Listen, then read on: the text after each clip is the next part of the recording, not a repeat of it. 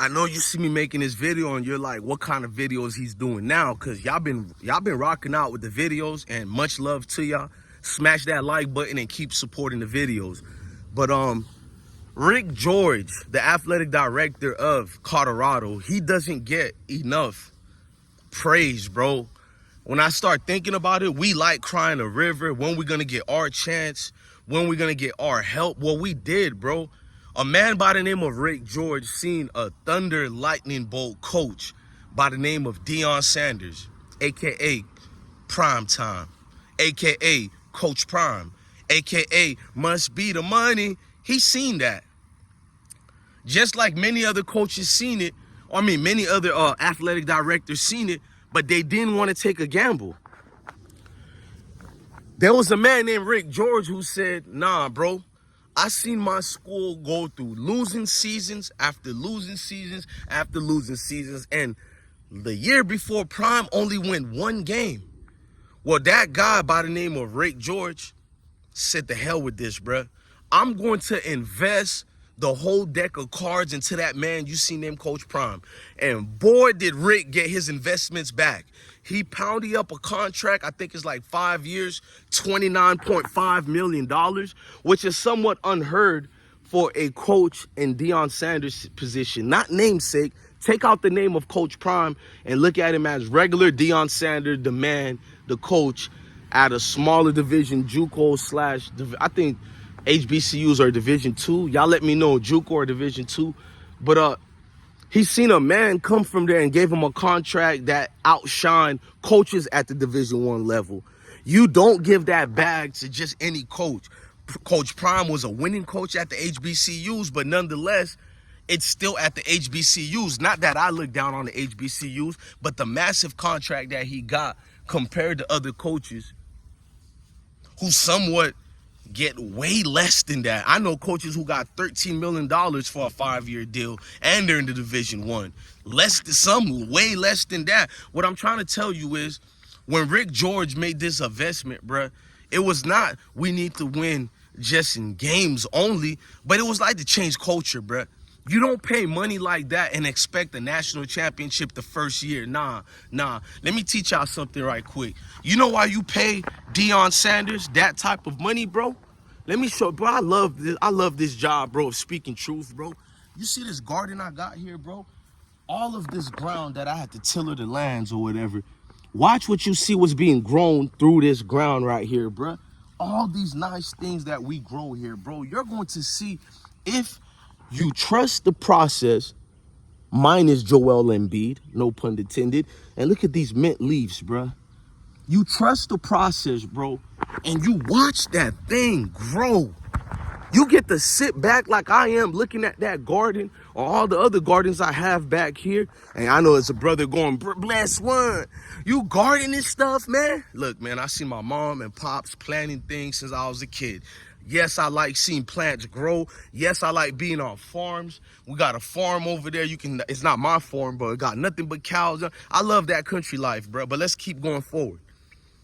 Rick George planted a seed in Deion Sanders that a lot of people didn't want to take that chance. You had brothers who are athletic directors. Can we keep it real? Why Rick George need to be praised, bro?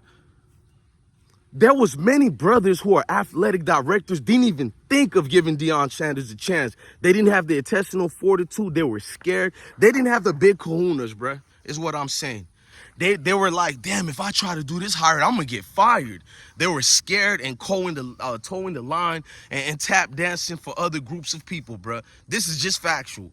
Y'all like bringing race into everything and not giving credit to certain groups of people, but I don't think like that at all. I love my kind, but I love all kind, mankind, you feel me? And I've seen good-hearted people of all kinds throughout the world, bro. And Rick George, I remember the first thing I was thinking, I need to know who is the one who signed Deion. That's all I remember when the big hoopla kept happening. I was like, for JSU, they showed the athletic director. Why we aren't seeing the man who got Deion? And then they showed him. And then he gave his speech. And I knew it. That's a man that was tired of losing. That's a man who wanted to change through the atmosphere, and that change, you got it. What you got in that atmosphere was ticket sales going high. I think they made 200 and I think 280 something $million within the first 4 games, bruh. That's getting more than your investment back, bro. You hear me? You're getting more than your investment that you paid for, bro. You paid a certain amount and got quadruple 100 times that, what I'm trying to tell you. That was only in 4 games. Ticket sales was $30 million. It went up. I mean, like, how do you not invest into something like that? And that was my question for all the brothers who are athletic directors. Because you're gonna hear people tell you there's no black people here, there's no black people there. Is because sometimes some of you guys want to be professional victims, and you don't, instead of crying about who's not at this position, who's not at that, why not research who's actually at these certain positions who look like you, and support that brother, support that sister. Because there's a lot of black athletic directors lately I've been noticing, yet there's nobody talking about them and giving them props. So let's not look at it like that, but let's stick to Rick George, who's not black, and it doesn't matter. Let's look at deeper into the man who got Deion Sanders, bro. I started thinking about it. Can you imagine how many people he hired at that university that never panned out? Most dudes will quit and find a new job. Even if you don't get fired, you'll leave that job yourself because, damn, bro, 19 to 20 years or whatever. I don't know if he's been there that long, but even if you told me he's been there for only 7 years, that's too damn long of losing and losing and losing. You know what I mean? You look around, the energy is not even up. Cheerleaders are not really cheerful. Players are not really acting like players. The students, faculty is not really trying to have real ideas for like the peer, you know, the the hype squads or whatever. Anybody that could galvanize the football team with just cheering. You can't even get that at the school. I know all the things that was happening at Boulder. There were incidents going on. I don't want to get into that because I don't want to make this video go left, but there was some incidents going on in Boulder. Just things making you want to feel like the program needs to just be dispelled, bro. Like, let's just get rid of the program.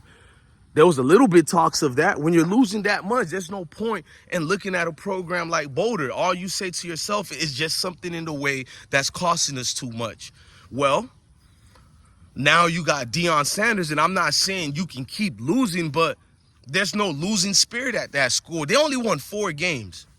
Big improvement from winning 1 the year before, but it's still 4 games. That's still a losing season, but why don't it feel like a losing season?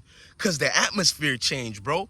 That's the way you do it. Rick knew what he was doing, bro. He could get any coach, and the coach might still lose the same amount of games like Deion Sanders. You can get a Nick Saban and still only win like 4 games because it's about the atmosphere. It's not about Coach Prime ain't a good coach. Look what he has to overcome, and Rick knows this. So he invested into an investment. He didn't do what he did to try to get a hot shot to the tickets now like most universities do. Throw all this money at this coach and pray you can get a championship the first year. No, man. It's work. It's progress. And I showed you the garden. Well, that's what Rick George is doing. He's building his garden and he's planting his garden. And he got the perfect seed he needed, which was Primetime. That seed is going to revamp culture, and you're going to get these big Boulder trees you see back there, man. You feel me? Much love to Rick George, man. I got nothing but respect for you, King. I want you to keep doing what you're doing. And even if one day you have to, dismiss Deion from the team, I'm not going to be one of these people who disrespect you, because I remember the gamble and the chance you took on Deion when his own kind didn't even take a chance on him. We're not talking about HBCUs. We're talking about all them black athletic directors in the Division I level who never even thought about considering we should get Deion Sanders as a candidate. That shows me the man you are, Rick. And I know it's nothing personal if you have to get rid of Deion Sanders. We all know this.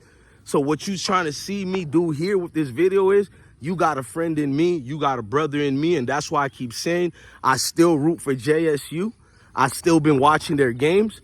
And they played my Florida A&M, and guess what I was rooting for? JSU. But even though Florida A&M did their thing, you feel me? So I'm trying to let Boulder and Colorado people know, if you come and support this platform, I'm going to tell you the honest truth. It's not like these other YouTube content creators who are just chasing Deion Sanders' wave. You guys can clearly see I'm a Florida boy. You see when I speak, it ain't nothing written down. It's what I actually know about the man.